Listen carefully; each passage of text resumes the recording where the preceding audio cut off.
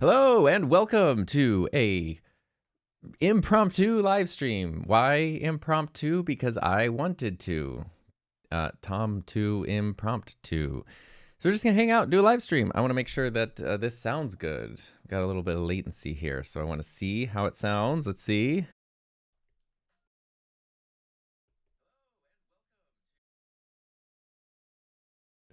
Sounds good. Looks good. I think we're working okay. Sorry, it's been a minute here. There we go. Let me just pause this so we don't hear echoes. All right, cool. Thanks for being here. Appreciate it. Look at that. Moderator extraordinaire, Heather Display. My lovely wife, which is awesome. We're doing Q&As, because that's always really fun, and it is helpful if you put a Q colon in front of your question. You're not going to get fired into the sun or anything if you don't. Depending, though, sometimes, if there's like 10 people in a stream, it's very easy to just go through the whole stream. If a stream gets busy, then it's a little tougher to find specific questions, so that just helps a little bit. And there we go. What's up, Kyle? It's nice to see you here. What's up, Matthew? And also Chase. And I see Chase has got a question too. So yeah, I have no specific things on the agenda today. Just sort of hanging out and working on stuff. What's up, Helmet? Hockey season. My Seattle Kraken team ended their season yesterday, and no playoffs for them. So I guess today's like the first day of summer break over there. Helmet has an awesome hockey podcast in Germany, so that's pretty cool. Marcos, what's up from Chile? I was going to make a comment about staying warm and hopefully you're not too chilly, but yeah, you probably heard that before. All right, Chase, what's up? On my Rodecaster video, have I noticed a difference in audio-video latency sync when recording to SSD versus streaming to Ecamm? On mine, I need to tweak the latency every time I change. I have not had that problem. Dialing it in could definitely be tricky, so I just decided to just keep it at 0 and not do anything.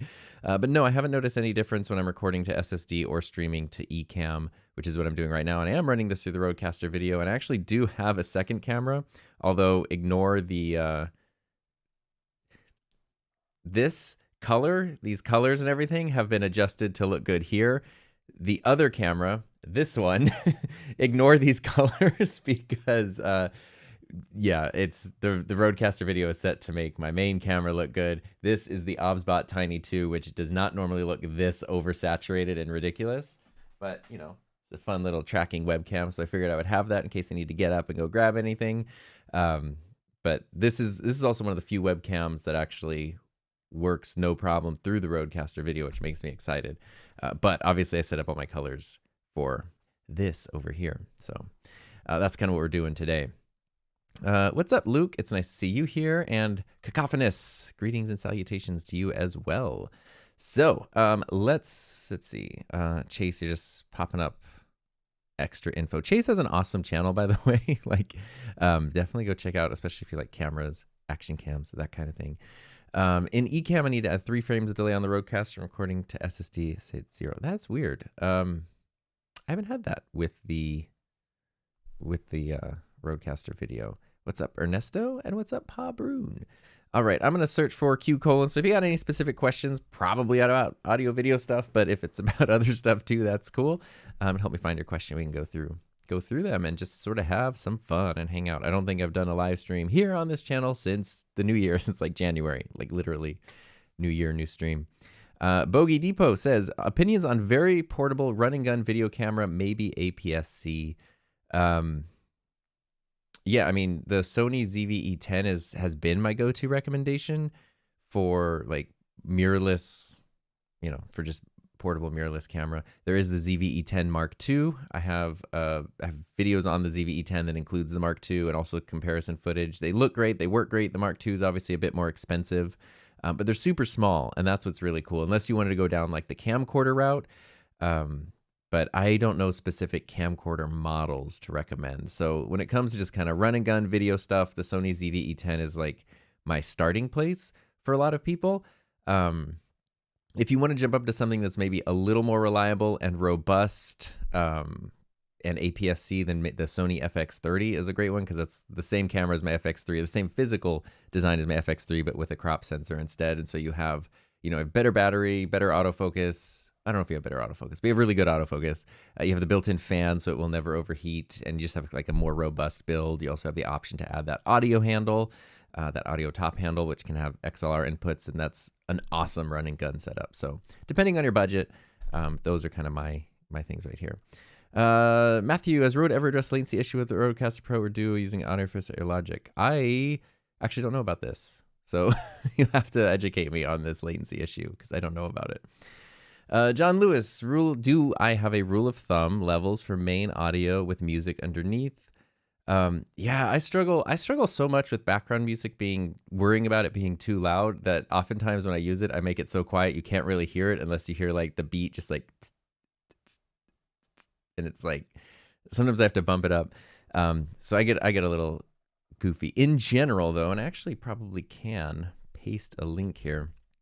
In general, I like to keep in Final Cut Pro my dialogue levels or my spoken word levels for, normal videos, in between -12 and 6 on the audio meters on the side. And that's in Final Cut, but it should be basically you can use the same levels in any program. For background music, sorry, I'm searching up a thing here. Oh, what was that called? Scooped. Yeah. There we go. For background music, I usually in Final Cut I default with songs at about like -27 dB and then kind of adjust from there. Some of them just still sound too loud, so I bump them to like -30, -31, and other ones, if they're softer, I can bump them up. But a key thing that I do, which let me see if this will work. I had some issues with my Safari screen share. I made the very wise decision to update Ecamm immediately before doing a live stream, so a few things have changed. But I was having issues with my screen share, but it seems to be working. So I have this video on my channel, which I will pause right here and share in the chat. Copy, and then chat is where it's at. Boop. And what this is this is a video on scooping mids, which is really cool. So this is something that I do pretty much anytime I put background music. And I want to see if I have my nice example of the EQ popping up in here. Here we go. Yeah, so this is something that I do when I add background music all the time. This video, oh my God, this video is 5 years old now. Yikes. Still do the exact same thing, so it's still super relevant. What I do when I use background music is I scoop the mids, is what it's called. And so you can see on the EQ on the screen here, it kind of looks like basically I've just scooped out the middle frequencies. And one reason for doing that is because as a person, that's where kind of like the human voice sort of lives a lot. I mean, speaking very broadly and very generally, those are kind of the frequencies that your voice is going to be at. And so if you have a song taking up those frequencies and your voice taking up those frequencies, then it all gets jumbled. But if you've ever like watched a movie or a TV show and you've wondered how they can have sometimes loud music or the music level seems loud, but you can still hear the dialogue, it's usually because they're doing something like this, and probably a lot more advanced mixing and stuff too. But if you go into the music and you just scoop out, not all the way, you don't want to drag these all the way to 0, but it kind of just looks like a little smiley face, basically. And it depends on the song. Sometimes, especially with like lo-fi beats, I always then usually pull down the highest frequency as well, just because it seems to mix it in. What that does, though, is it makes room for your voice within the music. So sometimes you can find you can even keep the music louder, but you'll still be able to hear yourself nice and clear. It just depends on if you want, if you prefer background music, if you find it distracting or anything. I like it. I just, the thing that gets me is I make a lot of longer videos that are like 30, 40 minutes long. And sometimes I worry that if there's background music throughout the whole video, it might get like repetitive. So sometimes if there's videos where like I have defined sections throughout those, I'll use a different song for each section, and that helps. And then the other thing, which like, I'm unsure how I feel about this, but it's a really good point that my wife Heather brought up a while back, is a lot of people, especially with longer videos, will watch them at faster speeds, 1.5x or 2x. And if you have background music, now you have this like this strange sounding song happening in the background. And that could sound weird and distracting. So if you're making videos that you think people might be watching at higher playback speeds, faster playback speeds, it might make sense to not have background music, because then it's not going to sound weird to everybody. So anyway, that's a cool video. That's a really simple thing that I do pretty much every time I add, anytime I add stuff, music to videos with audio as well. Cacophonous, meet anyone interesting at NAB. Got to meet lots of interesting people, which was really, really fun. A couple of people that really stand out that I like really wanted to meet and got to meet were Brandon Talbot, who, along with Josh Satin, I mean, him and Josh Satin each have their own channels, but they also have a podcast called 16 Stops, which I really, really like. And I didn't get to meet Brandon last year, and I got to meet him this year, and he is awesome, and that was really, really fun. I got to see Tyler Edwards again, who is just like one of the nicest people around, who I really, really love. I got to meet Tamara Gabriel, who is like the reason that we ended up buying the DJI Osmo Pocket, because she has a pretty amazing channel. And probably the one that like really stood out to me as far as YouTubers go, because I absolutely did not expect to meet him, was Curtis Judd, who is in my NAB video. I had no idea if Curtis was going to be there, and I literally just bumped into him. I bumped into him twice. The first time was just sort of walking around. I was like, oh my gosh, there you are. And then we did a little interview. And the second time, the next day, I bumped into him. I'm sure it's okay that I tell this story, but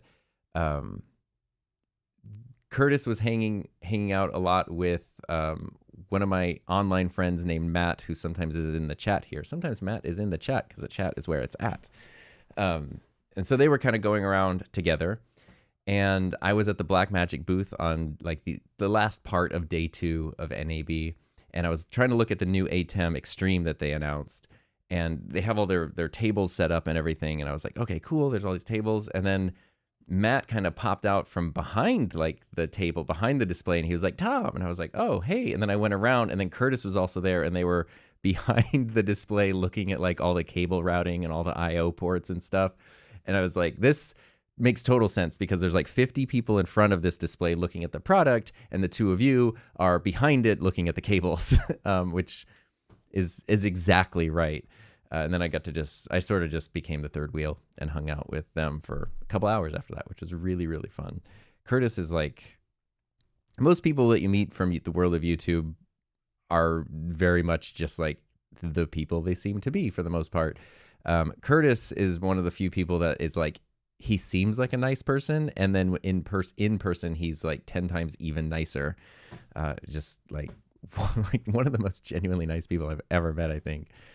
Which is very, very cool. Osiris Galacticus, that's a really cool name. Putting together a PA system, and I'm a little stuck on the best wireless handheld mics to use and what receiver equipment I need for the mics to talk to the receiver.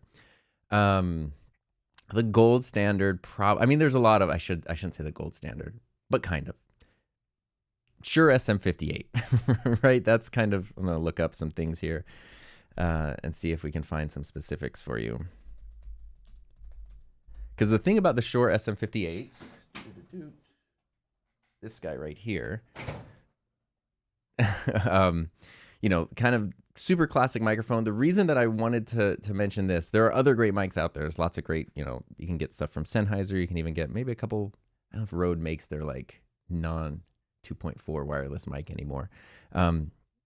This one's just tried and true, super duper durable, sounds good. You know, you see these get beat up. Most of the time when you see these in public settings, the whatever it's called, the windscreen up here, the grill is like dented and beat up because they just take a licking and keep on ticking. But this is just the regular XLR version. That is not what I meant to do at all. There are other versions as well. So I'm just on the B&H website right now.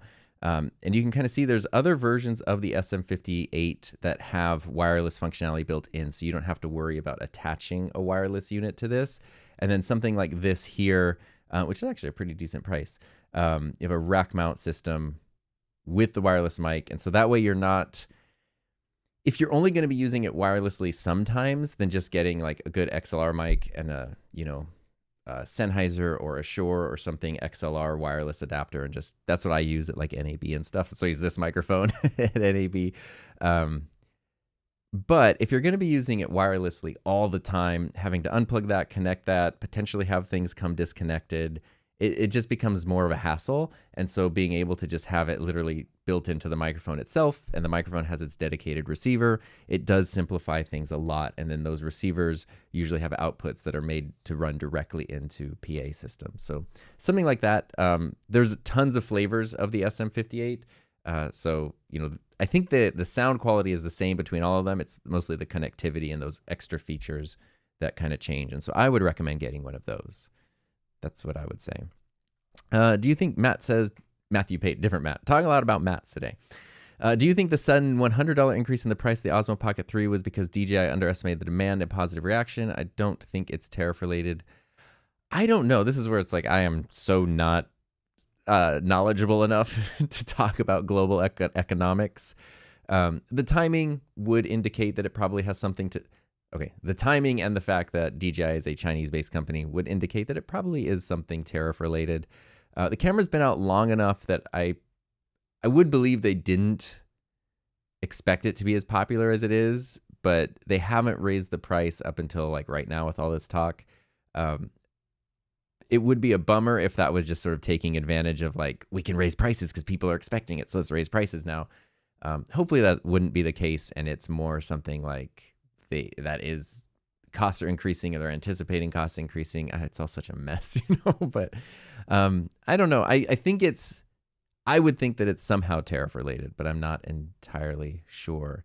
Oh, sorry. I saw this. Marcos, what are your thoughts about the OC Go Stream Switch? So, OC. I got, oh, say, can you see? I got some things here. Here, actually.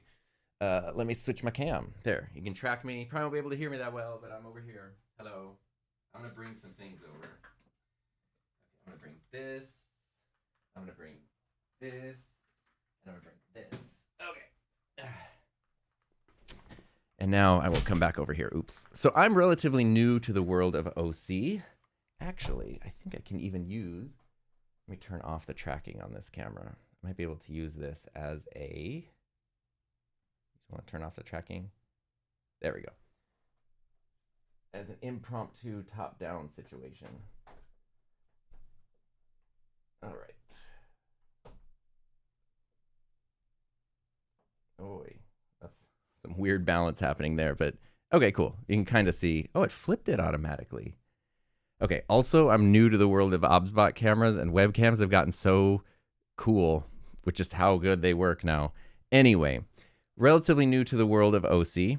Actually was very unfamiliar with them until I started making more of my switcher videos recently, like the YOLO box and the Ulanzi DD02 and the Fieldworld L4. Kind of was going through a lot of sort of like different switchers, Ecamm competitors, to just sort of see what's out there. And tons of people, especially in the Ulanzi video, were recommending OC, and I was like, I've not heard about them. And then they saw people making those recommendations in the comments and then reached out to me and were like, hey, do you want to try some of our stuff? And I was like, sure. And then I ended up being able to meet them and their CEO at NAB, which was super cool. They're incredibly cool people that really actually want to make good stuff. But to answer your question, I have a lot of things to go through here. This is all stuff that I have not had a chance to dig into 100% yet. So first thing is I have the GoC M2. So this is a ignore the 4K, kind of, because it's 4K inputs, but it's 1080 outputs. But it's a 2 HDMI switcher, just a small little thing. So for like streaming and stuff like that, pretty cool, pretty handy. And I was just having an idea. Do I have a pre-made scene that will help me out here? Oh, here we go. Perfect. Now I don't have to like keep switching back and forth. So this is like a cool, simple thing that I want to play with. Then I have a few more advanced things. I actually just got this, which has been recently announced. This is very interesting. So this is the Go Stream, the Duet 8 ISO. So this would be more in line with an ATEM Mini Extreme, that kind of thing. But also has kind of some craziness. If you notice on the back here, we have HDMI and SDI inputs and 2 full-size XLRs, which is kind of crazy because the Rodecaster Duo, what I'm using for the stream now, is one of the only other switchers like this that I know of, especially under like $2,000, that has full XLR inputs. So this doesn't have the like production suite capabilities of like a Rodecaster or YOLO box. It's geared more towards switching, keying, and that kind of stuff. But it's got some pretty robust audio functionality. And the SDI capabilities are awesome. And the MSRP, I believe, is $799. So it's $7, $8, $9, $10. That's $400 cheaper than the Rodecaster Video. $400 or $500 cheaper than the ATEM Extreme. It's it's a pretty cool thing. And then the other thing they sent, which I don't even know how I'm gonna like show this all the way, is this this little flight case here. Which first off, if you notice, there's like cheese plates all over it, and then I've got some ports coming out the back here. So if I open this, this feels like a spy movie situation. Now, this is almost like if you've seen what Caleb Pike, sorry, I'm trying to like get the camera. If you've seen the kind of things that like Caleb Pike builds where he does like custom builds in cases, there is a display built in here. We've got the 4-channel switcher here, even room for another recorder and stuff here, built-in fans and all kinds of internals here, which is kind of awesome. So all that to say, you asked if I've seen about the Go Stream switcher. I've got a few of them here to go through, to go see. And I need to dig into those because they're really, really exciting. And it's pretty cool. Again, it's like I discovered a whole ecosystem of gear that I wasn't even aware of before. So a fog descended and I had to nerd out about that for a second. Heather Just Play asks, what's one thing you've learned recently that really excited you to leveled things up? Ooh, this is a good question. I love the questions about excitement. So using webcams, I can probably tilt this guy back here. Like this OBSBot here, if I hold my hand up, then it'll should start tracking me. Hi. No, nothing, there we go. Now we're back in tracking mode. And then I also have the OBSBot Tail Air, the original one, not the one that they just came out with. This is the Tail Air, yeah. Webcams, so good now, and I have been ignoring webcams. So I'm really interested in finding ways to not only utilize webcams. I'm not at a point where I would say, I realized I just said something also really cool. I'm not at a point where I would say, like, I would replace my a mirrorless camera with a webcam, because I don't think the image quality is quite there, but it's really good and really close, and the functionality is awesome. And so for some people, a webcam could be absolutely the perfect option. And what I'm interested in is now finding ways where maybe the webcam isn't the main camera, but finding effective ways to incorporate them as second cameras and to just really kind of level things up. I'm at the point now where I hate to say it, but I like my Mac Mini, my base model M1, I've maxed out like all the USB things, all of the bandwidth that it has. So I can't really like connect anything else, which is one reason, even though the colors are funky, I'm still running this camera through the Rodecaster Video, because I can't connect it to the computer. I'm like out of space. So, anyway, that's the thing. Webcams are cool. Something small, which is actually really fun, is the camera that I'm using right here. Because I have this desk set up, and, because I've been using the Rodecaster Video for podcasts and as my like main capture card and stuff, that's a 1080 setup. I was using my Sony a7 IV here, which I really love that camera. In fact, I love it so much, I use it for a lot of things. And so I was constantly like setting it up on my desk with the prompter, taking it off, setting it up, taking it off, setting it up. And then that got kind of to be a hassle. So I was like, wait, if I'm using a 1080 setup, I don't need a 4K camera to be here. I can just use my Canon EOS R, my like trusty, reliable EOS R, pop that on here with my Canon 35mm lens, and boom, now I have like, especially because I've got the simple Canon dummy battery, so I have like the perfect stationary, never need to move it desk camera setup. So, and then my a7 IV is not tied down anywhere, so it's just, I don't know. That has been a thing, like it's a small thing, but finding a way to utilize my, my older Canon EOS R that I really love, and I think it looks fantastic. Finding a way to use that, so I don't like cameras just sitting around not being used, so that makes me happy, but also in a way that then freed up stuff that I want to use more. It just like made my whole workflow so much easier. I don't know if that counts as an answer to the question, but I'm going to jump into the regular chat and just kind of catch up on things for a bit, and then we'll jump back into the Q's with the A's and the things. Let's see here. Do I know how to use MIDI? No, I am admittedly a bit of a midiot. Yeah.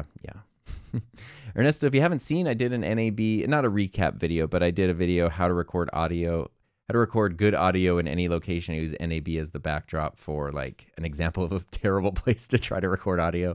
It was really, really fun. absolutely exhausting. I thought I was doing good in terms of like energy and tiredness and stuff. And by the time I got home, I completely like collapsed. My whole body was just aching and sore, and I just like passed out. It was crazy. Hear the dialogue without using subtitles. It's back when we're talking about scooped mids. Cool.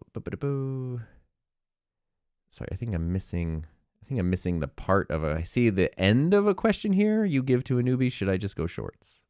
I'm guessing if you're just starting out, do you want to do long form or shorts? That just depends on what you like to make. I like making longer videos, so I would make longer videos. If you like making shorts or like watching shorts, if you usually people want to make the thing that they watch, right? So if you watch a lot of short form content, it makes sense that's what you would want to make. If you watch a lot of long form, it makes sense that's what you would want to make. I would go for what you're excited about rather than like a strategic, like what's going to be, the thing that explodes kind of thing, especially just starting out. Have you ever tested the stem splitter in Logic? Yes. I just discovered this actually. And I even have, I don't know if I could show it. I hope this will be really putting my M1 Mac Mini back to the test here. Oh boy, it took up my space over here. Goodness. Let's see if I can show you, because I totally did just discover this recently and it is phenomenal. But I need to go to here, and then instead of Safari, I would like to show, it won't let me. Oh, is it because it's locked? I can't change what's here. Sorry, I'm fighting with my streaming software now. All right, well, it's a weird thing where sometimes I can change my thing and sometimes I cannot. I wanted to show you my file that I have in Logic. I can't do that right now. But I just figured that out because on my second channel, I've been doing some bass covers of songs. And so sometimes I can find like the bassless version. Sounds funny. The bassless version. Bassless accusation. But it's not for every song I want. And then you can throw songs into Logic and it will automatically split them out. So I have a Rancid song that was my example. And it split out into vocals, drums, bass, and guitar, which is perfect because I can just mute the bass, play along with it. But it also, for learning the song and understanding how to play things better, you can then isolate. It's awesome.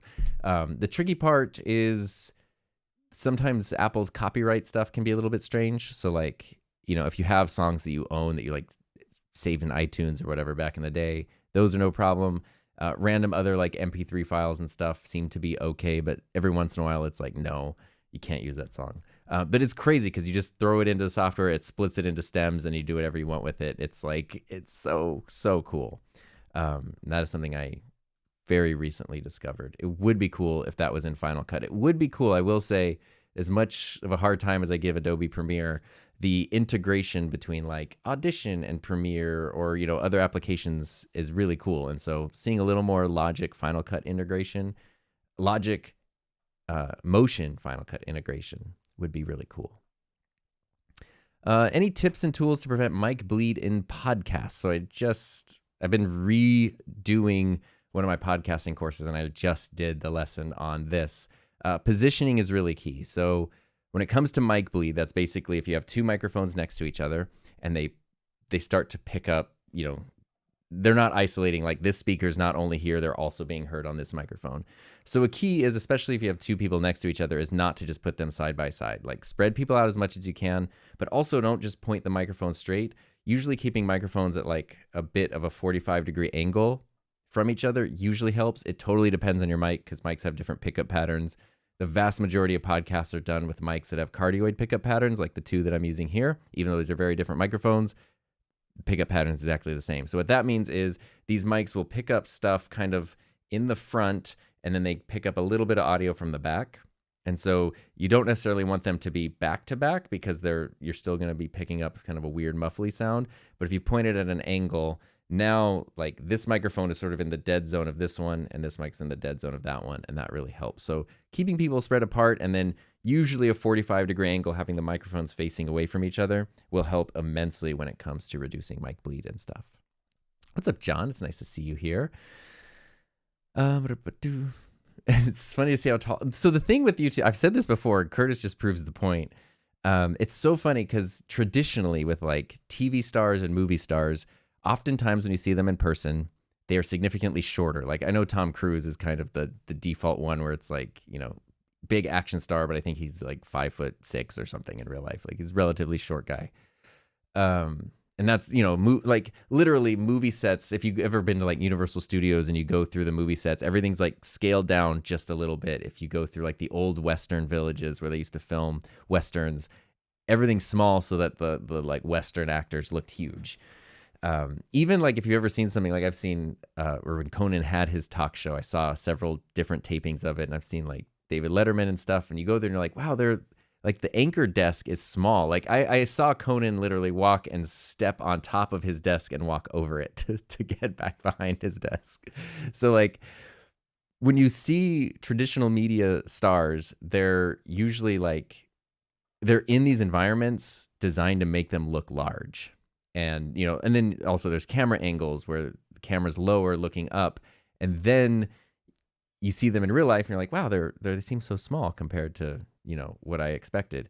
YouTube is like, I have found it so much to be the opposite. It feels like most of the people I meet from YouTube are like so much taller in real life. And I think that's because YouTube, for the most part, is real people in regular settings. So like everything isn't scaled down to make someone look a different way. It's just, you're just in a normal environment. And a lot of people do what I'm doing right now and put the camera right at eye level. So if I'm 4'10" or I'm 7 feet tall, this shot's going to kind of look the same. And you wouldn't really know until you saw me and you like either had to look up really high or down really low. I'm pretty average height. I'm like 5'10", and that's pretty normal. And when you see me talking to Curtis, it looks like I'm crouching down or like almost even kneeling, and I am not. I'm standing at full height, and he is just that much taller, which is crazy. Oh, look, Scott uses 258s for karaoke setup. That's awesome. Luke gave a super chat. How nice. Do you think tariffs will affect your reviews? This is actually a great question. Because obviously if I'm someone who talks about gear a lot, then if if it's hard to buy gear, that could definitely affect that. I've never been, for better or worse, I'm not saying this is like a virtue. It could be like the dumbest thing in the world. I've never been crazy strategic. I kind of just like the stuff that I like. You know, like I'm going to be making videos probably about OBSBots because I think they're cool. Probably making videos about the OC stuff because I think it's cool. And sometimes then I'll decide to make a video about an old camcorder because I think it's cool. Sometimes the stuff is new and relevant, and sometimes it's not. So for me, it's like I'm just going to keep talking about the stuff I'm interested in because that's why I do it. There is the part, like if I were to try to turn on the strategic part of my brain, the businessy part of my brain, when it comes to audio video production, especially things that let people be more efficient, which is what I like. I'm interested in stuff like, you know, the Rodecaster Video and an auto tracking webcam that lets someone be, the tracking isn't turned on. I just moved around in the frame. But I'm interested in that stuff that lets somebody be effective, you know, either by themselves or with a very, very small team. And so that stuff, like, you know, the question about connecting a wireless mic to a PA, like kind of regardless of what goes on in the world, people need PA systems. People need microphones. People need to be able to capture video, capture audio. So in a lot of ways, it's almost like, I don't want to say a safe industry because that sounds too sure. Hey, sure. But it is those things like, people might not want to upgrade their cameras every year and buy every new switcher that comes out, but I don't think you should do that anyway necessarily. And so maybe if anything, with all of the insanity around prices and all this stuff, if anything, what I could try to do is help navigate people to, you know, the most practical equipment possible for their setups, or to try to figure out, you know, to get the most out of what they already have. Because that's always really cool. Like, you know, you have something that you've used for a while and then you suddenly discover you've only been using half the features and it's like a totally different beast than what you thought. That's pretty, you know, that's pretty sweet. What's up, Max? Nice to see you from Arizona. All right. Audio Hotline is here. And hey, Matt's here. I was talking about you earlier. Your ears might have been burning. So I apologize for that. I was talking about you and Curtis earlier. So I'm going to go back and just look at the Q colon questions. Again, not that you have to put a Q colon. Osiris was following up. What do I need if I get the wireless SM58 to attach? Oh, wait. This is a question. Can't remember if this is the original question or the follow-up. If you get the one that comes with the receiver, you don't need anything else, which is very cool.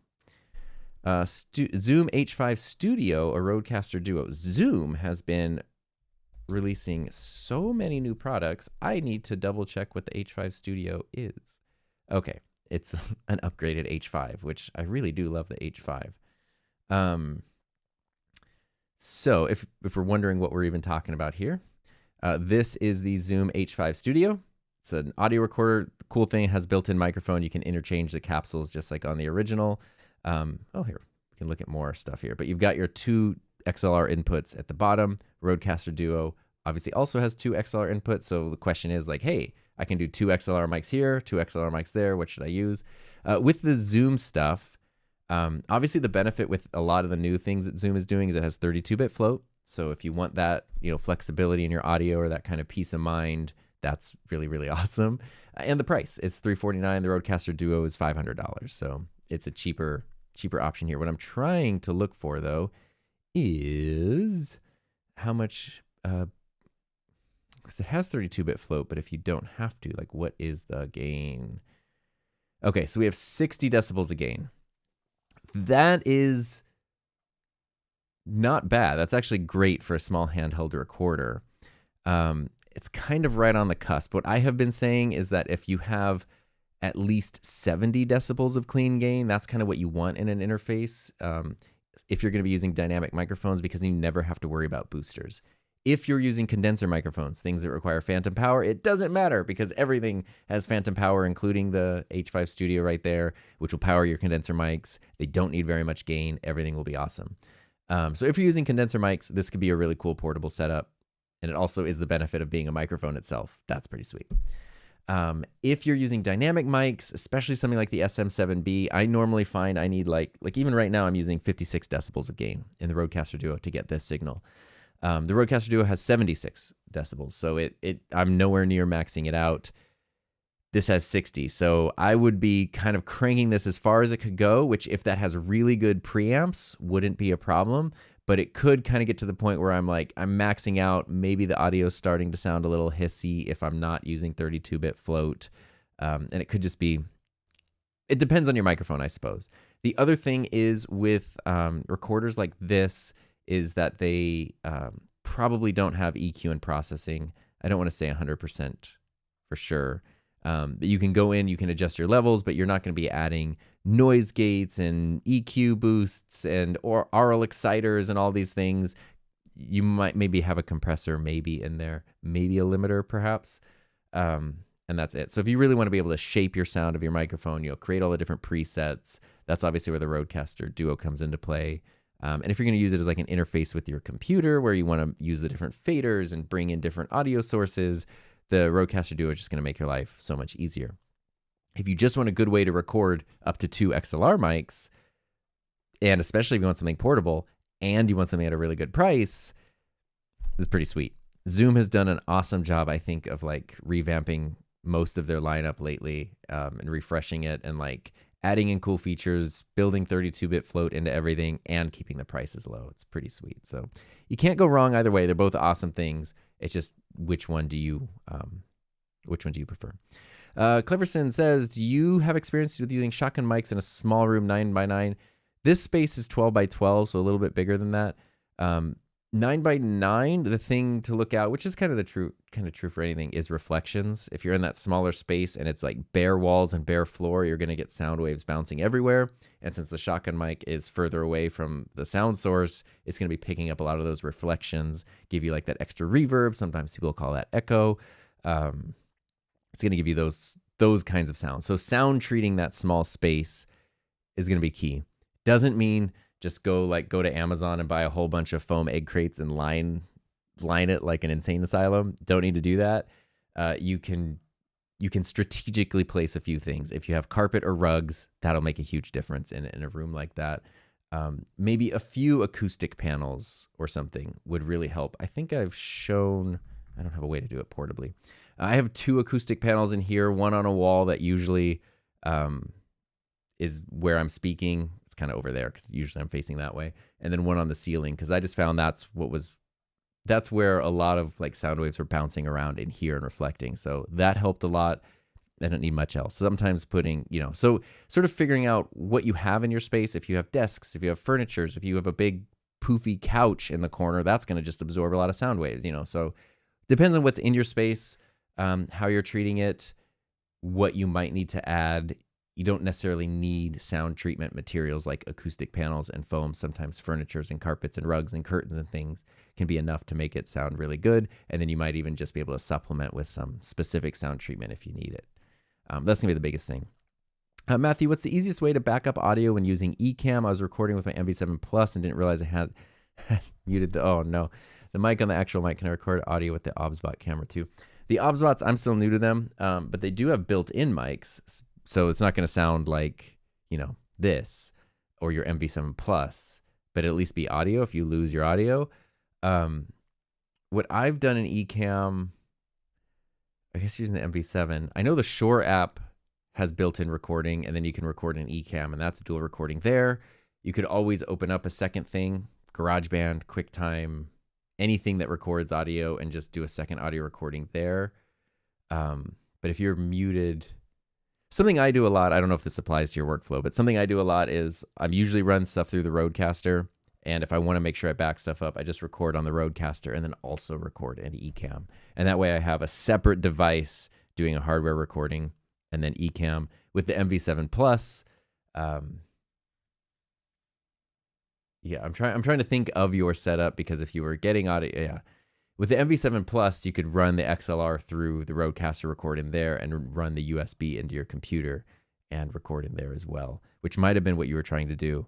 And that would be, even if you had it muted on USB, it wouldn't get any of the USB stuff, but you'd still get the XLR signal going through. John says, why doesn't anyone make a wired lav mic the same design as the Lark M2? It's the best design the M2S. Best design lav clip ever. I think, well, the M2, I don't have the M2S, but Hollyland was smart because they took the transmitter and they just put it behind the microphone and made it the clip. So it works really, really well. Most wired lav mics don't need the big, not that it's big, it's very, very small, but they don't need the transmitter because they're wired. I will say, though, I should try to find this. Once again, I'll be right back. Wow, why is this zoomed in? Why did I zoom? Sorry. Zoom out, buddy. There we go. Okay, hi. It's because I talk with my hands a lot, so as I'm talking on the other camera, I keep turning tracking on and off. I don't know, it doesn't want to track me right now. What do I want to get here? Oh, yes. This is what I want. All right, I want to grab my DJI Mic 2 because I've talked about this before in a couple of my other videos. Let me go to the right camera that I'm looking at. The DJI lavalier mic. I think this, when it comes to wired lavs, and maybe this camera would even be the better one, I think this is the best option. It looks very standard, and the mic just kind of clips in and out. But the clip itself, just a really simple clip, and then it has a notched, I don't even know if you can hear it. Like it locks in really nicely to position itself. So it gives you some of that same versatility that something like the Hollyland might, without having to deal with like the broadcast loops and the weird fiddly clips and everything. And it's like, I don't know. I think that's the best implementation of a wired mic clip that I have seen that isn't what the Hollyland is doing. Minchun says, I'm torn between the Zoom AMS44 and the PodTrack P4. I don't know what the AMS44, let me see what that is. Oh, shoot, okay. See, the Zoom has so many things that are like new to me. The P4 has more functions, but cheaper. Wonder if it's the same implication, sound quality. So the 44, I gotta say, I don't know anything about. I didn't know it existed until this moment. But it's pretty sweet because it's basically, this is where Zoom's doing good stuff. It's a 4-channel XLR interface for, let me close this out, $169. That's awesome. It doesn't have all the other, it doesn't have the faders or the EQ or anything that like the Rodecaster does. But if you just want to get 4 XLR mics into a computer, boom. The PodTrack P4, I haven't looked at the pricing on this in a while. Same price, actually, currently. The PodTrack P4 also 4 things, built-in recording. So the difference here, at least that I can see right off the bat, and if someone else has more experience with this, I'll take it. I have a review on the P4. I've had this, use this. It's pretty sweet, and it has, I think it has 70 decibels of gain, so it has a good amount of built-in gain. It has these little sound pads here, so it's kind of like what the Rodecaster has. You can throw in, sound effects and things. You've got direct onboard recording, and it's got also mic and line inputs. So it's a little mini, podcast mixer. You don't have a lot of EQ options or anything, but for the price, what you're getting is pretty awesome, and the portability is pretty sweet here. Jumping back to the 44. The thing that stands out to me immediately on here is that it is just an interface. So I don't mean just a 4-channel XLR interface for $169 is awesome.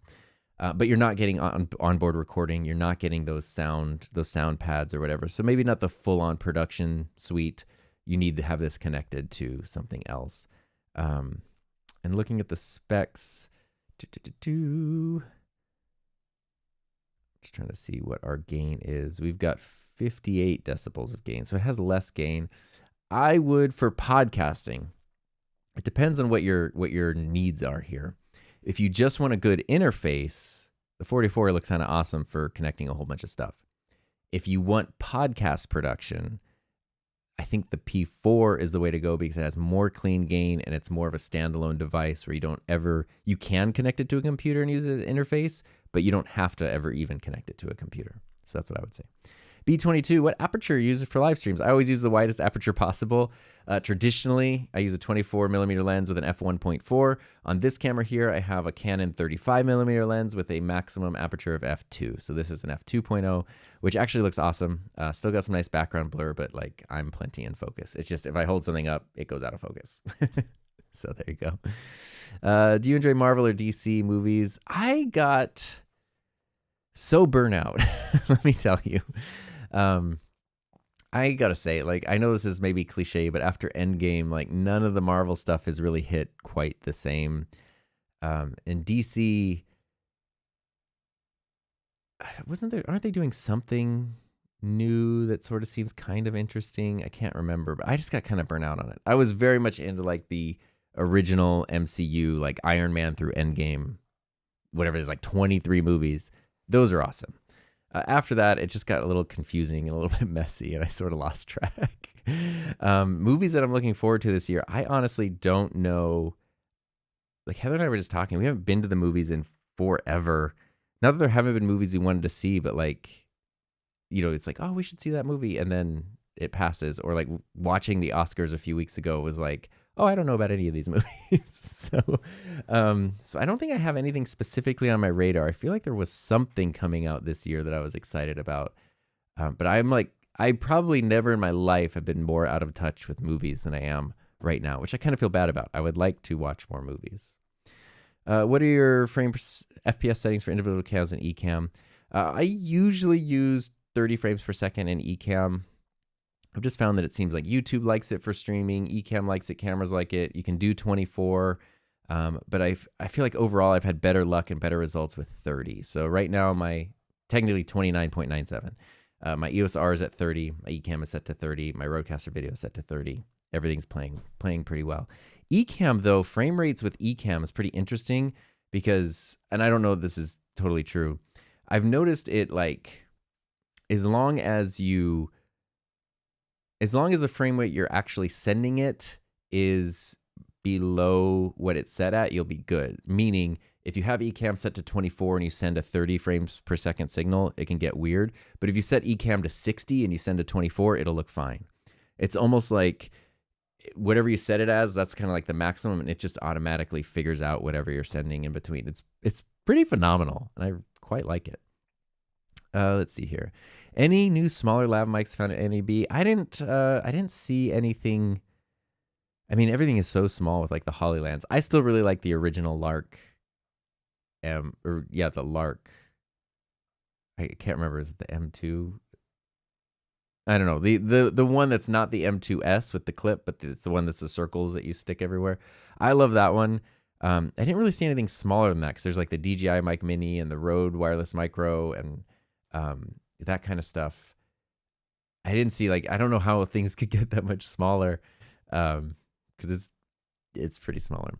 What features has the Rodecaster gotten with the newest firmware update? I did just install a firmware update, but honestly, I don't remember what some of the features were. Let's see. Rode does have... Let me see. Rode does a great job at keeping track of their release notes. So you can go to different products and you can find what's what's in the release notes and fixing compiler stuff. Yeah, there was nothing crazy in the most recent one. Mostly just bug fixes and things. They've had more compatibility for wireless connectivity, which is cool. Yeah, mostly bug fixes. So I don't think there's been, I don't want to say there has been new features because they did like virtual channels and stuff a while ago, which was something people have been asking for forever, where you can like really break out the routing in the Rodecaster and stuff. But the more recent ones, nothing crazy. The Rodecaster video's gotten some cool updates, which, by the way, something I learned, when you find the Rode release notes, if you go to the URL, like this is RCP2, if you just kind of change it to what you think, like RCV, usually what Rodecaster video, then it'll just take you right to the Rodecaster video page. They did some really cool stuff here.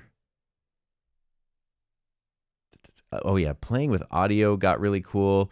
Playing with HDMI got really cool. Being able to choose an HDMI output as a specific source, like a lot of really cool stuff that had been asked for when it was announced has been added since the announcement, which is very cool. And I've heard rumors of very fun stuff coming in the future that I can't go into, but sounds like it'll be really fun. Have you ever heard of the brand Toner? They make pretty decent mics. What do you think? I haven't used one. I know they get good reviews and they look cool, and I've almost bought them. Maybe like 4 or 5 years ago, they were incredibly aggressive about like wanting to send out a microphone, which is like, okay, fine. But it was very much like if we send this microphone, you have to make a video about it. I was like, no, I don't make videos in exchange for free products, but I'll give you feedback or whatever. And if I want to make a video on it, then I will.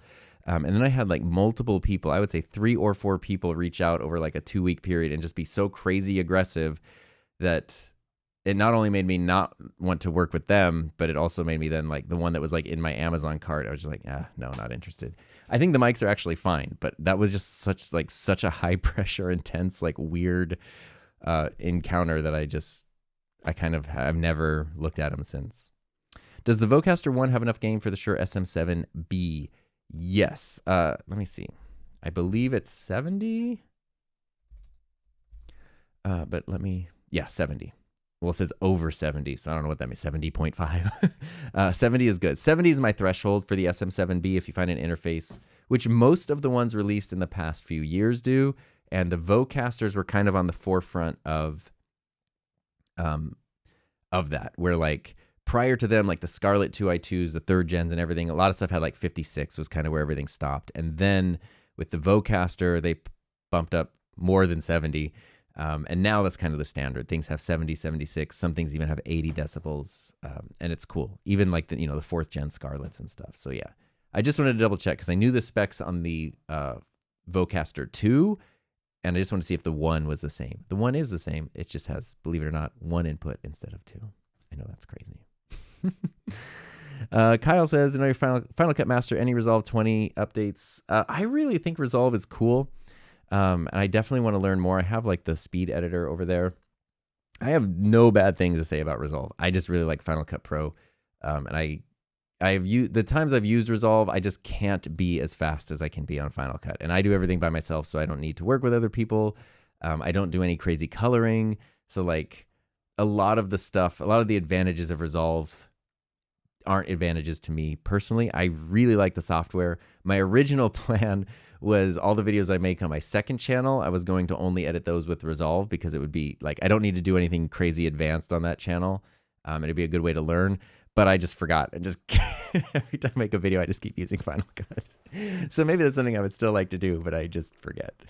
But I love Resolve. Like I have, even as a Final Cut Pro fan, I have only good things to say about Resolve, and I think it's awesome. Hi, Tom. I have Shure SM7B and Rode VideoMic NTG. Thinking about getting the MKH50, but is it worth the price gap? That, whether or not it's worth it is up to you. I have a couple videos on my channel. Let me see if I can find any of them here. I have my MKH50 review, which I feel, there it is. I was like, where's my browser? Look, YouTube's recommending my own live stream to me. My MKH50 review will kind of tell you everything I think about that microphone, which is my favorite. I don't know if it's my favorite microphone, but maybe definitely favorite, like, I don't know, boom microphone that I use as a boom. I have a MKH50 versus 416, but I also have this video here about the Audio-Technica AT897, which is about $250 versus $1,200. And the MKH50 objectively sounds better, at least without EQ. Obviously, you can add EQ to sweeten things up. But I would say that it does not sound, $1,000 better, $900 better. So there are other things like that. I know like the Rode NTG4 is a great one. The Sennheiser MKE 600. Like there's really cool options that are less than the 50. For me, the value of the 50 is like I never, unless I'm curious because I want to try something, I never feel like I need to think about a shotgun microphone ever again. I am done, It's the forever mic. And even though there are other microphones that sound really close to being as good, and you mentioned the VideoMic NTG, in my MKH50 video, I compare it to the NTG, and the NTG definitely holds its own. So it's not just, it's not that you can't get great sounding audio from other microphones or less expensive microphones. I have found that it is much easier to get really good audio from the 50. And when you do, when you're using things a lot on a near daily basis, things that take your workflow from like, it's a pretty simple workflow to it's a zero friction workflow end up being really valuable. So, and that's where a lot of like that really high-end pro gear comes into play is it can, like you can get great results with a Blue Yeti, but setting it up and adjusting it and fiddling with it, it can be a little bit trickier versus like, I know just plugging this SM7B into a Rodecaster doesn't sound good, done. So it's kind of that sort of the thing. It's not that the other microphones aren't good or the MKH50 is that much better. It's if you use it a lot and you have the budget, it makes it so much easier to get that great audio. I have used un-EQ'd audio from the MKH50 hundreds of times, and it sounds awesome. So, that's pretty cool. Ansi's asking about the Audient mic versus the SM7B or DB. I don't know about the Audient, so I can't say that. Between the 7B and the DB, sound quality, they're exactly the same, so it depends. I have a review on the DB where I cover this. It's the SM7B with a built-in booster, so it's a little more expensive because it has that. The running theme here, if you're using that on an interface that has 70 or more decibels of gain, it's irrelevant because you'll never need the booster. If you want to run it into a smaller interface or an older mixer or something, then the DB will have a big benefit. So it just depends on what you want to use it with. I'm going to jump into the regular chat and just kind of like catch up on stuff real quick. I know I can't go through every single thing. Matt is talking about Matt likes the Tail 2 so much he's selling the F8. That's crazy. I mean, not crazy. It's crazy. The Tail 2 is the new one that came out. I got to see it at NAB. Matt was like the best OBSBot salesperson, even though he's not an OBSBot salesperson. It looks really good. I do also have something I'm very excited about. If I can find it. Oh, wait. Where did I put it?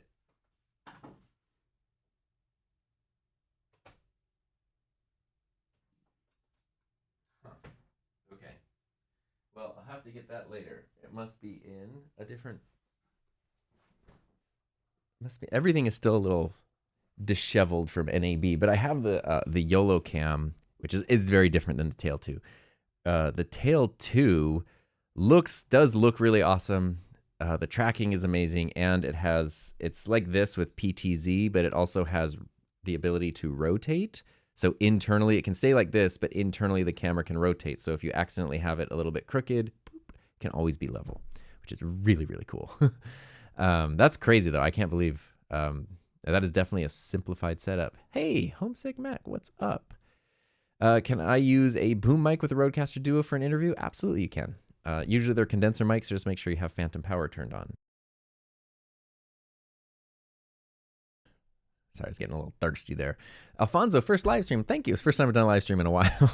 I always want to do them more, but you know. And Matt is driving to Kentucky to help a friend with a gig. Lucky friend. Hope you have a safe trip and all that. Gil is here. I got to meet Gil at NAB. That was awesome. You know, both Gil and Matt are people I've talked to online for years. It's like, it feels like you're finally meeting friends in real life. Living with Ken just joined. Why was that so hard to say? Yay. Are you going to do a full review of the Lark Max 2? I'm guessing that's M. Is the Max 2 a different thing? I also saw Holyland now makes cameras, which is crazy, and they look really cool. Oh, the Max. Oh, the Max is like the regular one. I probably my answer of like the confusion of me not knowing what it is might answer your question. I really, really, really like Holyland stuff. I have ever since the first time I used their wireless video transmitters. The Lark, the thing I really like is the small size. So that has been my most used wireless since I got it, because it's just like, I use it on my phone. I use it all the time. Just boop, clip it, done. The other ones that look more like the regular, like the DJI systems and the Rode systems, I'm a little less interested in those because there's so many of them. But Holyland did kind of lead the way with, you know, the dual transmitter charging case. They were right at the forefront of that. So it's not that I'm not interested or that I think it would be bad or anything. It's like, I already have the Sennheiser and the Rode and the Saramonic and the DJI and then the Holyland Lark. So it's like, I don't know what the difference would be to make it like that exciting, if that makes sense. For sound treatment, wired blankets on the wired head says moving blankets on the wall work. Yes, they work very, very, very well. I don't know if I can show you this. If I can, I talk with my hands so much. Just chill. Here.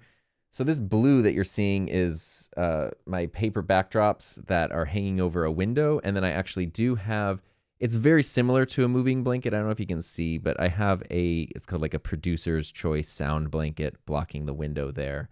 And that is just to prevent sound from coming out the window. I could just use a moving blanket, but I figured that was kind of something I wanted to do once and not think about it again. Moving blankets are great too. Hey, what's up, Jill? It was nice to see you randomly several times at NAB and now streaming on Ecamm.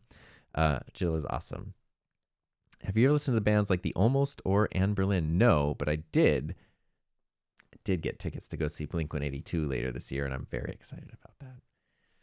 Randall says, hi, Tom and everyone, about the DJI Mic 2 wireless omnidirectional mic system. Yeah, the DJI kicks butt. I slept on this. Like, you know, I had the Rode. I wasn't like, you know, like I just said, they're all kind of the same in a way, but the DJI, which is similar to the Lark Max and, you know, Saramonic in a lot of ways, like this specific like type of form factor and the like quality and design of the DJI sold me on it way more than I expected to be sold on it, which is really, really cool.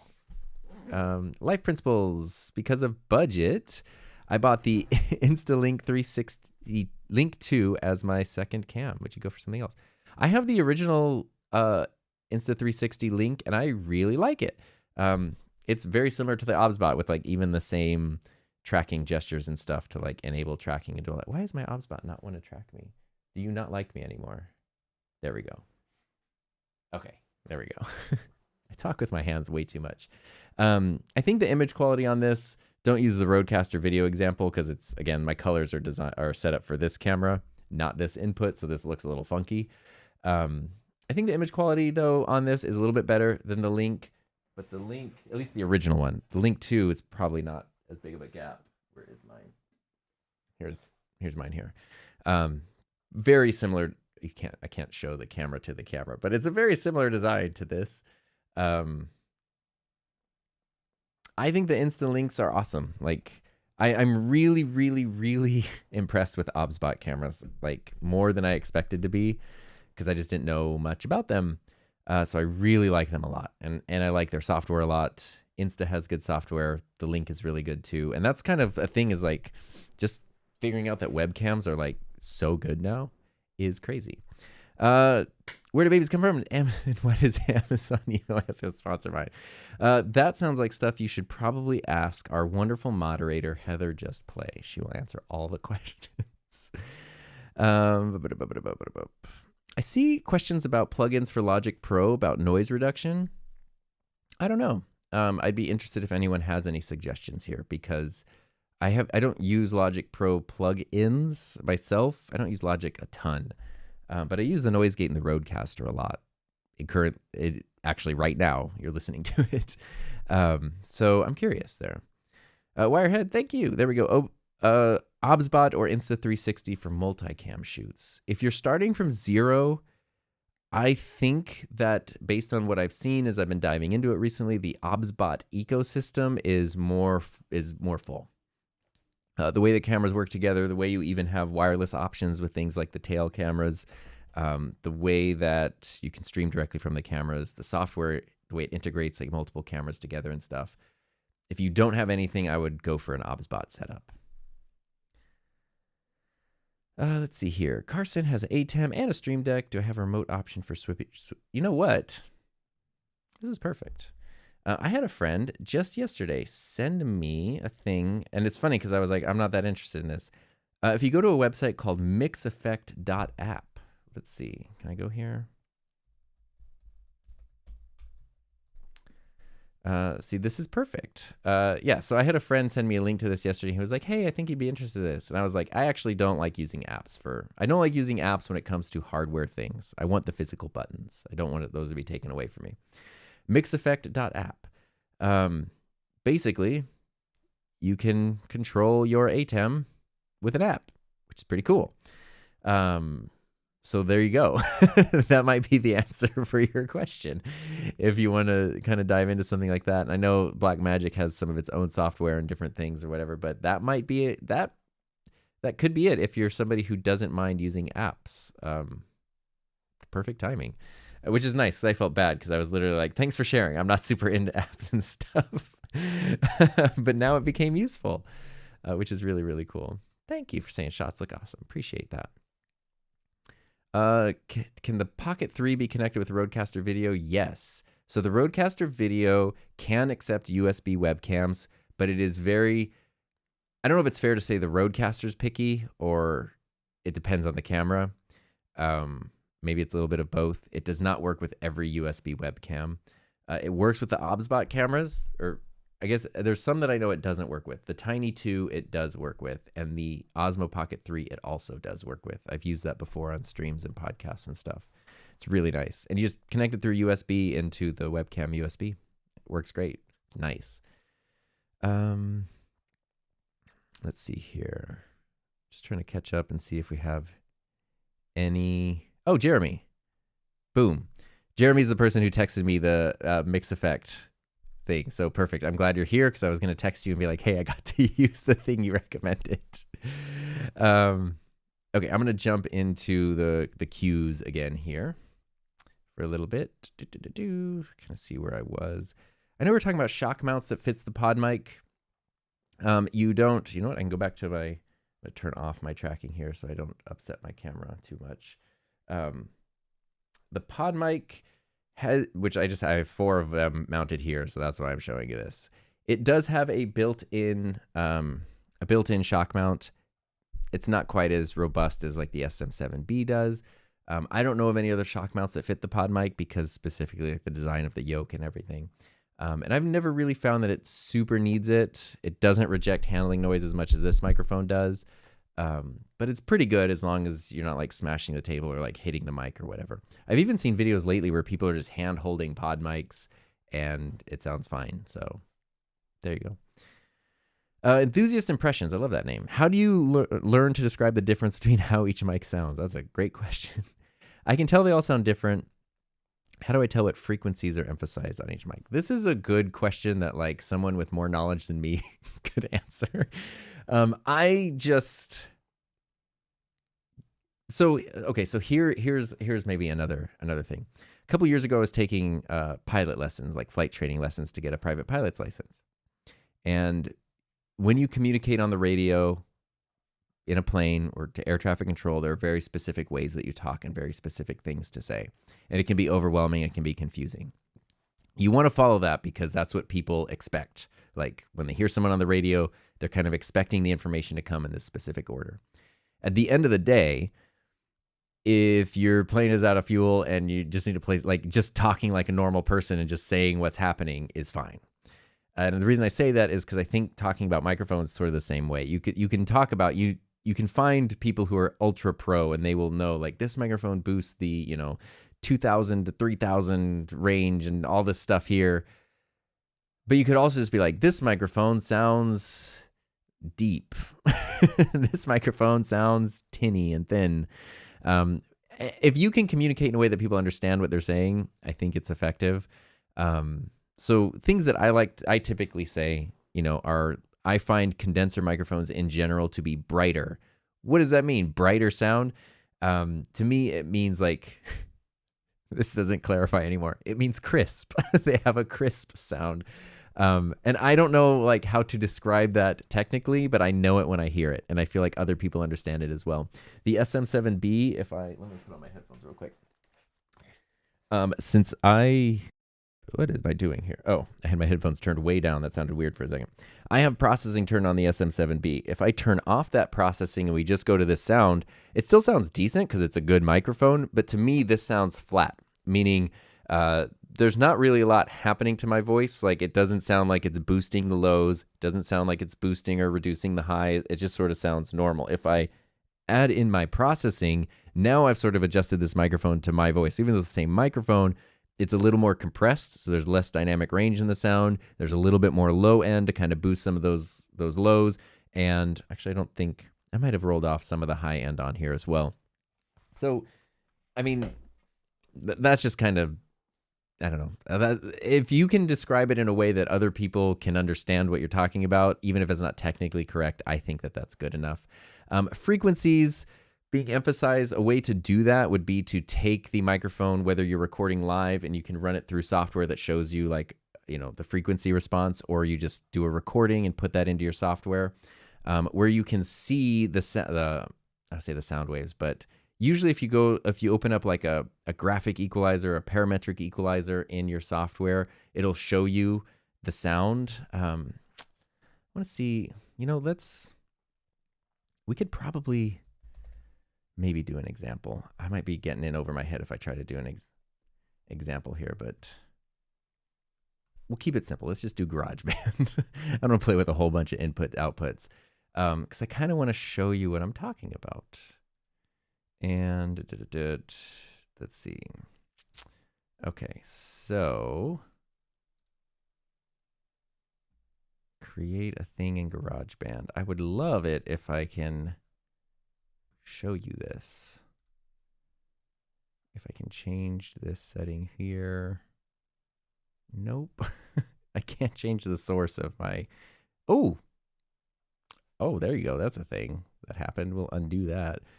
Why can't I change my source? It's so sad. Because I would love to be able to show a different application than this one.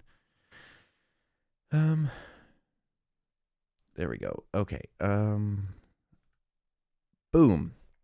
Now we've got GarageBand here. So I'm going to turn off this. I'm going to turn off that. I don't think I'm actually recording anything yet. No, because I need to change my inputs. Let's go to my settings here. GarageBand settings. Input device. Rodecaster. It is available, bro. Okay. Why can't I not close my settings? It's so weird. Like, so weird. Okay. We are recording. Am I actually recording? No, I'm not recording. Oh, no, I am recording. Yay. This is the SM7B with processing. And now this is the SM7B with no processing. So, boop, there we go. What I can do here is, you can see me, right? Yeah, you can see me. Is I can go in here and I want to go to the EQ. And when I play this, down here we should see. Oh no, I am recording. Yay, this is the SM7B with. There we go, turn on the analyzer. And now this is the SM7B with no. Okay, so you kind of see like how it's moving here. Oh no, I am recording. So this was like the SM7B. Oh, the SM7B with processing. And then we jump over to the SM7B with no processing. You can sort of see that these sort of look a little different. The SM7B with no processing down here is like, it's a little more like a flat mountain range, whereas here we're kind of like leaning, I don't know how to describe it. It leans more towards the low end because I added in more low end. I don't know if that makes sense, but this is something you can do, is play things back here, see how they sound, and you will see like, is there a big peak down here in the low end? Is there a big peak in the high end? If I were using my pod mic right now, you would probably see there's not a lot of low end, but you would see these higher end frequencies go up because that's a microphone that tends to emphasize higher end frequencies a lot more. So that's kind of a way, if you really want to know like what your mic is actually doing, you can take a recording from it, put it in audio software. That was just GarageBand, which is free. But most audio editing software has some sort of visualizer to let you see your audio frequencies. You can throw it in there, and then you can sort of see what's happening. Boop, there we go.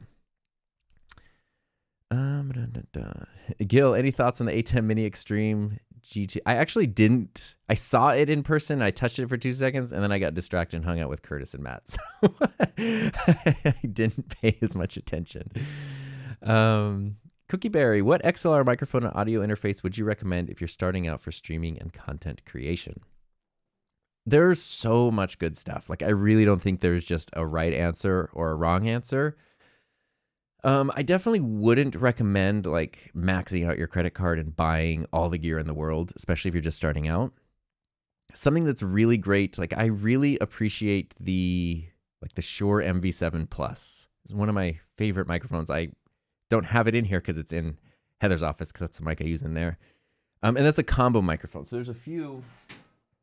I might have some that are in here. I like my Samson here. There's a few microphones that are combo mics, so they have XLR and USB inputs. I think those are really great places to start. This is a Samson Q2U. This is like a $60 to $70 microphone. Comes with everything you need. Doesn't sound quite as good as the Shure, but it's a good microphone. So if you can find an XLR USB combo mic, what I like about that, and I really like the MV7 Plus because I think it sounds really awesome. I think the Shure software is really good. You can run it through your computer through USB and you're done. You just use it as a USB mic. If, based on your question, it sounds like you want to start using an interface at some point, having that XLR option is really cool because if you get an interface, you get a Rodecaster, you get something like that in the future, you just keep using the same microphone with it. And you know, you just have that built-in versatility so the microphone can grow with you rather than you outgrowing it. Yeah, so starting with USB is just so simple, and USB microphones are so good now. Even just sticking with a solid USB microphone like the Sennheiser Profile or something along those lines, or even like a more budget-friendly like Fifine microphones, like $40, like the AM8 or something. A USB mic could be all that you need, and then you're good to go. But if you want to, or the AM8 is a combo mic for like $40 or $50. It's true.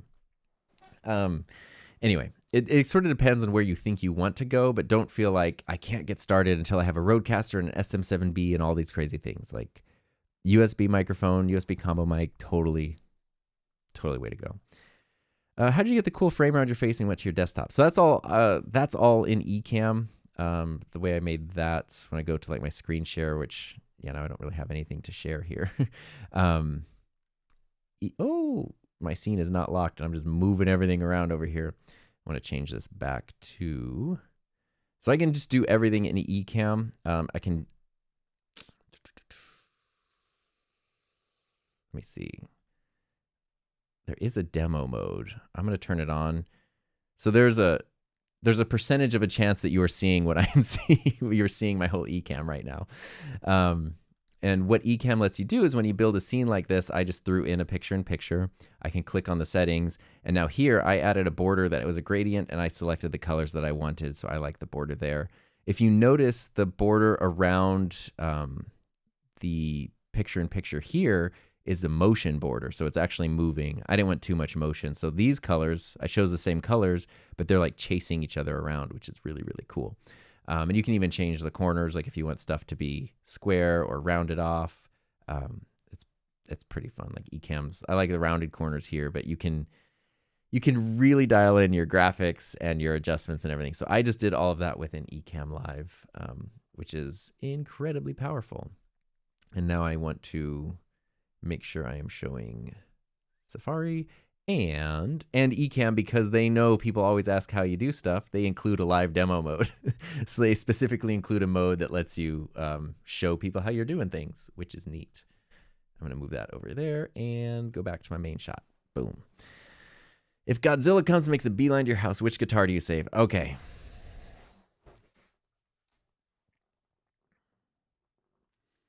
I have a lot of guitars and a couple of basses.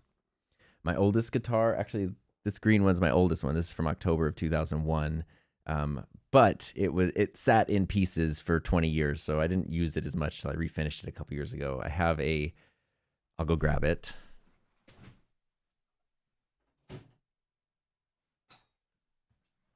I can tell you like the history between every guitar. This Telecaster is a Fender Standard Telecaster from August of 2002. I bought this with my first paycheck for my first paying job. So I had worked some unpaying jobs before. Then I got a job at a coffee shop. My first paycheck was $350. This was $349. So first paycheck, first job, August of 2002. So this is what, 23 years old this year. It's very hard for me not to be like, that's the one you have to save. That being said,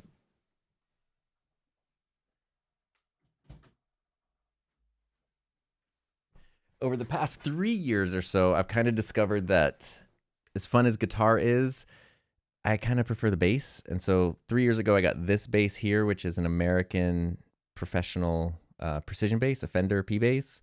And I really love it, and it's great. And I didn't plan on getting any other basses until a couple months ago. I got this one, which is the Mark Hoppus Signature Series Jaguar from Fender. So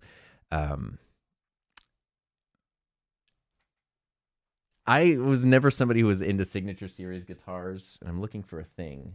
There it is.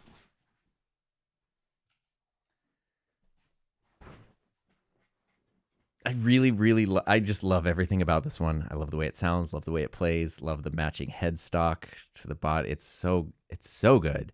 I have I don't know if it'll focus in on this. I actually also got a pin.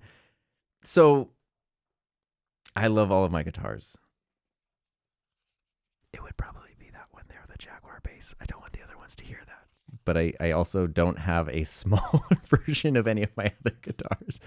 I feel bad because that's the newest one. I've had it for like 5 months, and everything else has been with me through everything. So I love all of them. It's like making me choose between my children.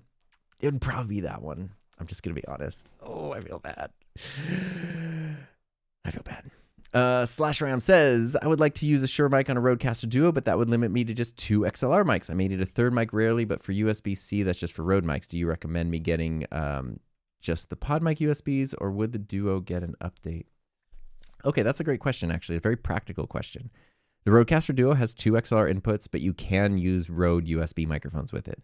I have zero expectation they would ever allow for other companies' USB mics, maybe, but it's also like, one thing about Rode is they really do want their stuff to be as reliable as possible. I don't really know what goes into making USB microphones compatible with XLR mixers and things like the Rodecaster, but I know that Rode, making the microphones that has all the electronics inside to be compatible with the other device that they make is much more practical and reliable than trying to be compatible with other brands as well.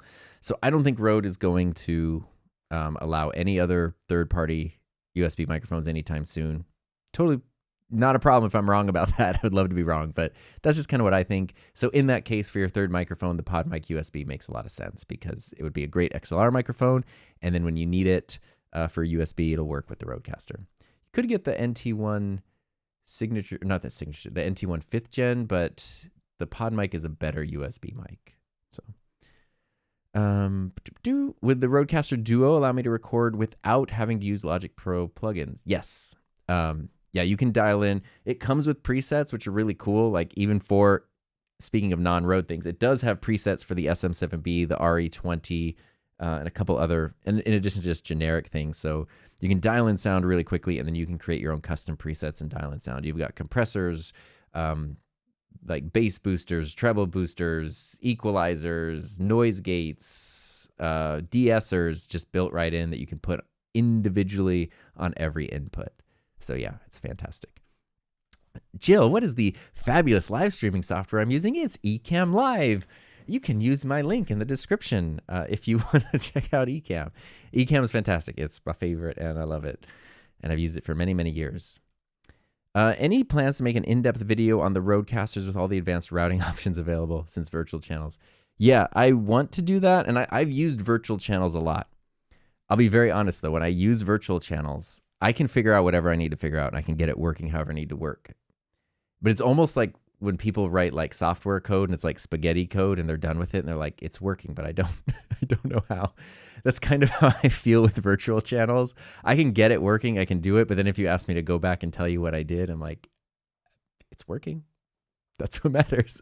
It's and which makes sense why Rode was a little bit hesitant to try to implement this, because it is complicated. It is complex, and there's so many variables. This is something that is on my list, and every time I use virtual channels, I'm trying to figure out how to refine it and figure it out in a way that's easy to show and easy to explain, where someone could like at least get the basics down without feeling frustrated. I just haven't quite cracked that code yet. Would love to see you do a review of the Magewell Director Mini 1. Oh yeah, I haven't used this, but I saw this, and it does look absolutely awesome. What's a recommendation for a $100 to $150 interface? I would say, what is the price before I say this?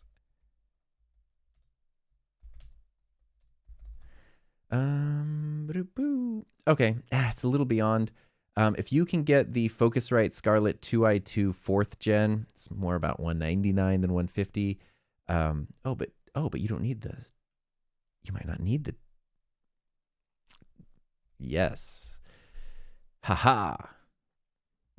I have found the answer. Focusrite Scarlett Solo. So the Focusrite Scarlett series has multiple generations.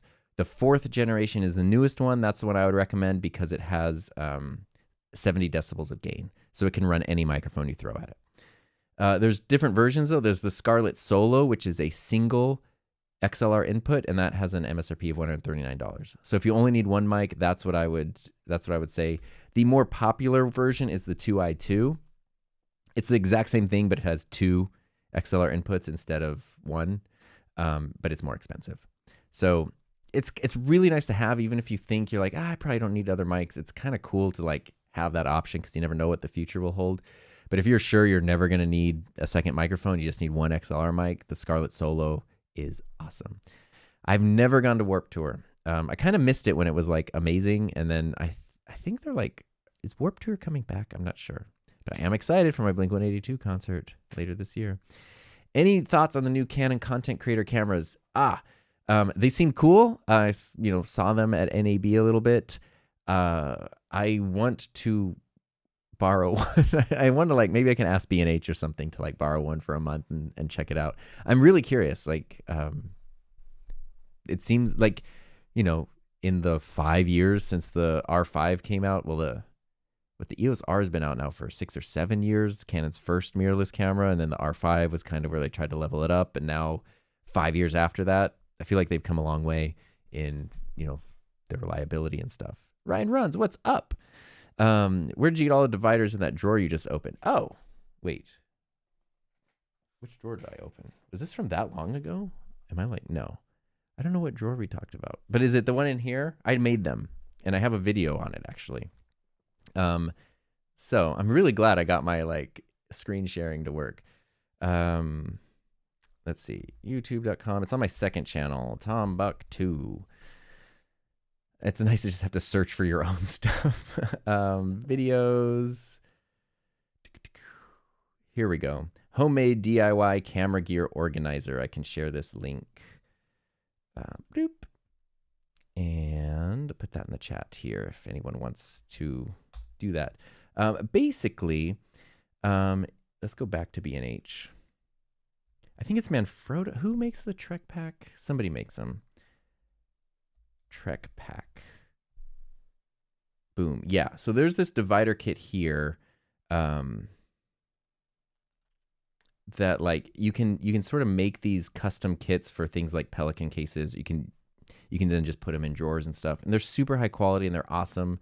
But they're pretty expensive, as you can kind of see here. This one's pretty small. Like, what is the size of this? Yeah, 15 inch, 18 inch. So 18 inches by 15 inches. That's pretty small for $154. Incredibly high quality, but very expensive. So I found a way. I forget where I found this, but I basically just bought a bunch of parts. I bought like some, what's it called? This, I don't know, it's like the stuff that they make like yard signs out of for like elections and things like that kind of board. Then I bought some neoprene padding, and then I did buy some of the official Trek Pack clips, although you can use just bobby pins, like hair bobby pins. And then I just sort of made these little like sandwich pieces, dividers. I cut them up, and then I put it all together into like these things here. If I can get a shot that's in focus. And I did this 2 years ago. Since then, I have expanded this to like 5 more drawers. I kept building this, and you can kind of see here, like, it's not nearly as polished as the official one is, but it has held up incredibly well, and I've put it in tons of drawers, and it's awesome. So I just made it myself, and it was way, way, way cheaper than the official option. The only thing I will say, if you want to make this yourself, is the neoprene padding, this foam here. It runs out so quick. Like, you need probably like at least twice as much as you think you will, unless you're just really good at math and you can actually just plan things out. How can I purchase more equipment without my wife finding out? Honesty is always the best policy. Open and honest, transparent communication. Yeah. How can I fix the buzzing sound from my USB mic when my Mac is charging? I actually might. It depends on your mic, but I might have a way of helping. I just need to look for something.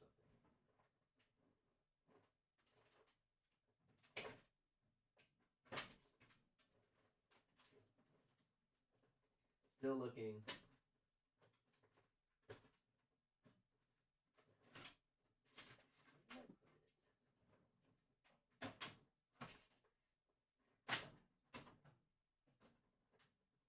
Okay.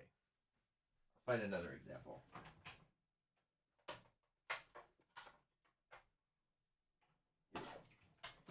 Okay. I had a similar, I couldn't find exactly what I was looking for, but I have a different example that will work.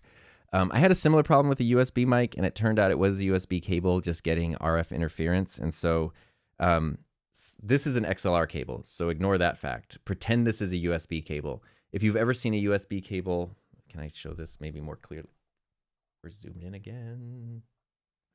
If you've ever seen a USB cable that has, okay, he did not want to look at that. That has like, it's like a little thing here, right? You have like the connector, and then you have a little thing.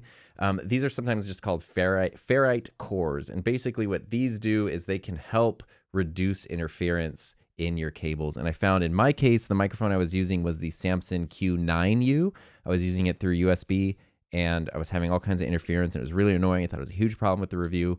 And then I realized, oh wait, the cable that actually came with the microphone had one of these on it, and I was just using another USB cable that I had. And once I switched to the actual cable that came with the microphone, no problems anymore.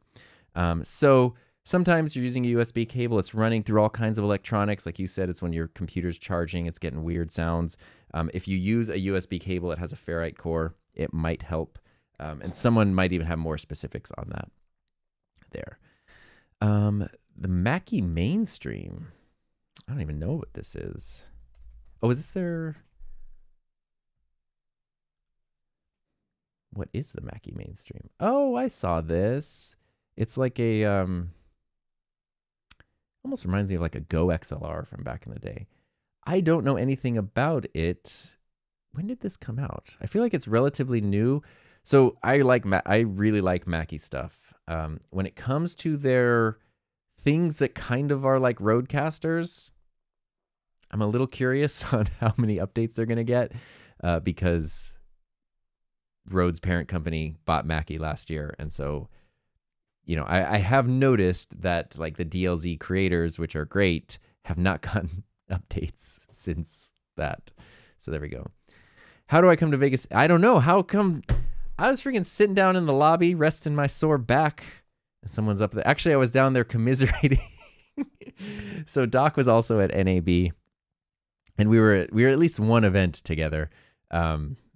And afterwards, I was just like so tired, and I've been carrying my backpack. I was tired. I went down to the lobby of the hotel where the event was, and I was just sitting in a chair, like the height of luxury. And then a couple other people from the Ecamm universe that were there with Doc also came and sat, and they were like, Doc is talking. He's probably going to be socializing for a while. And I was like, it's really nice that he's finally come out of his shell and gotten over his shyness and been able to talk. And we sat together for at least 40 minutes before I just had to get an Uber and go because I was dead. But yeah, I would really like more. I should make a doc appointment. An appointment with my doc to hang out. That would be fun. I'm wondering, do you use something more concise and formal, like a specific brand color palette? Or you just keep it pastel and call it a day? Oh, also Fender man myself, say Vitelli. Yeah. I have like the shade of blue that I use, like the hex code is 1EAAFF. So memorize that. And I have like specific like magentas and specific yellows that I use because those are kind of the main ones, like blue and purple. But for the most part, I kind of just like, if I like the way it looks, I just sort of go with it. Probably not as like, pro as it should be, but I kind of like that ability to sort of like, sometimes I might use a really bright pink and other times it might be a more of a, a magenta type thing. Or maybe I do want to go into like a really bright blue or lean towards a teal, like, bright blue here versus teal on the guitar back there, but both colors that I really, really love. Oh, I just realized I'm pointing, and that's why the camera, because this is the thing that will make the camera zoom in or out. And I keep pointing and making this symbol, and then the camera, like, that's why it keeps zooming in. I just solved the problem. Alrighty. I think that kind of, wow, time flies when you're having fun, I want to make sure to acknowledge Audio Hotline. What are you doing? Can you explain in-depth world economics? Some people have money and some people don't, and I am usually in the second category.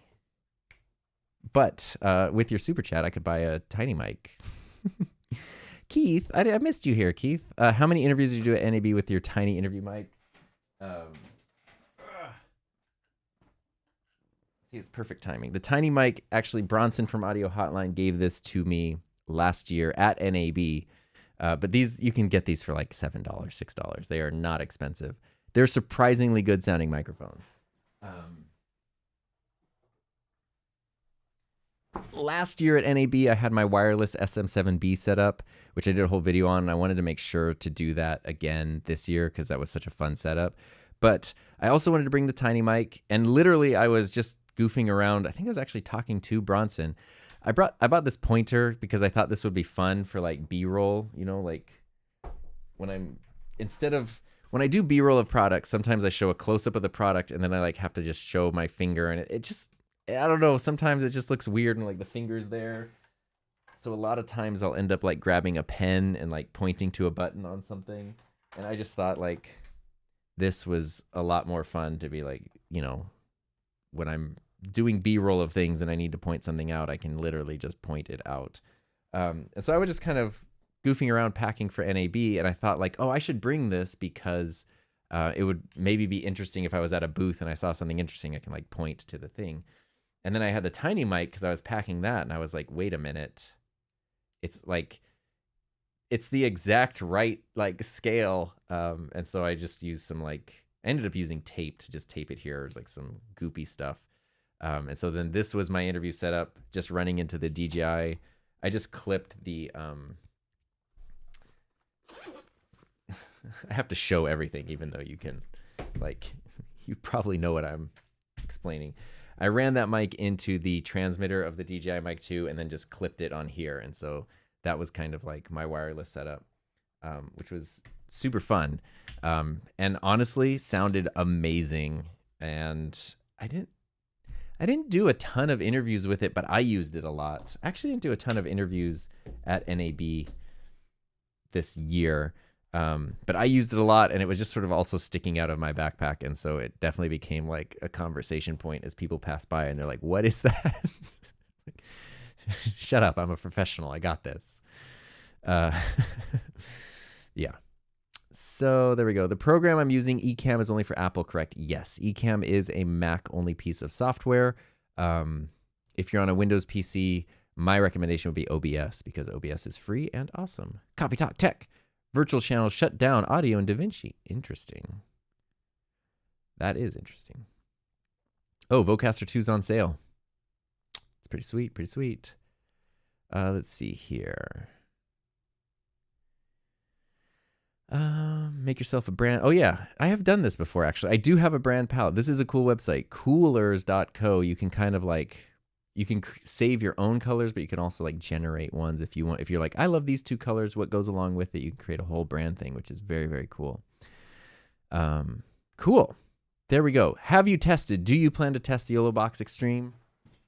Well,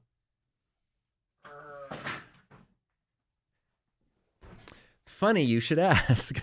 Yes. I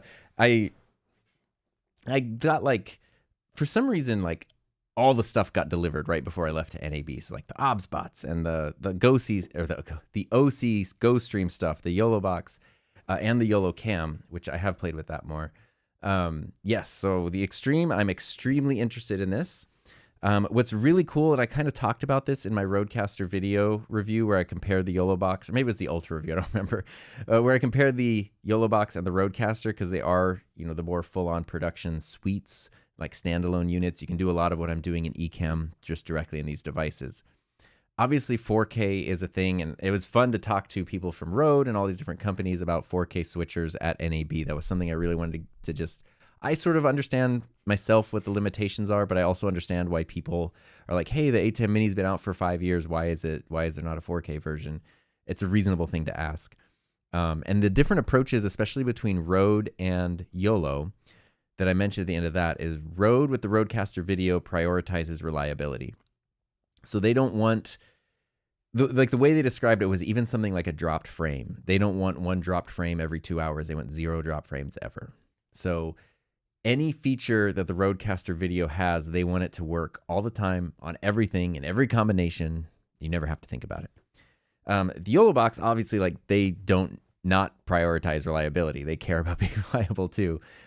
But they are more comfortable putting like, ooh, I still have the thing on here. They are more comfortable putting experimental features. I don't know if experimental is the right word.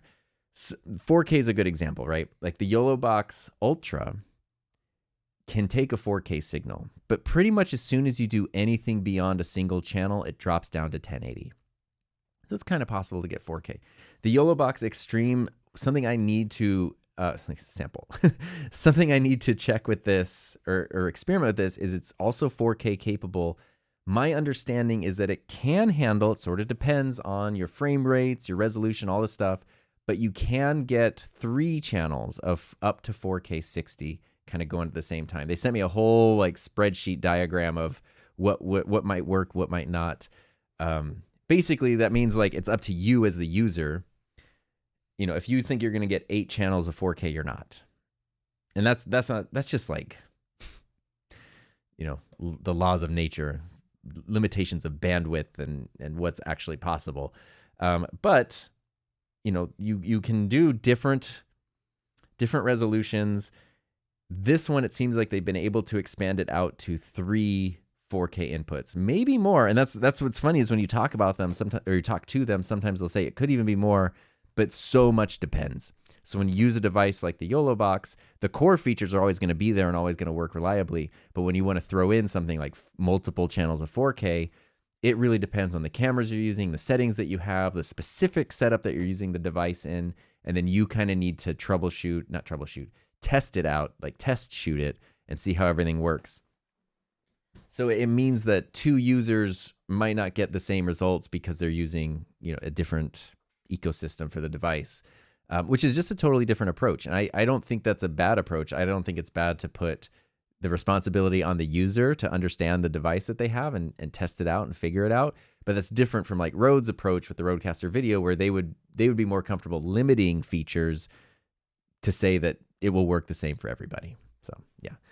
So anyway, yes, very excited for the Ecamm Extreme. You might say I'm not Ecamm Extreme, the YOLO Box Extreme. You might say I'm extremely excited. I think my brain is breaking.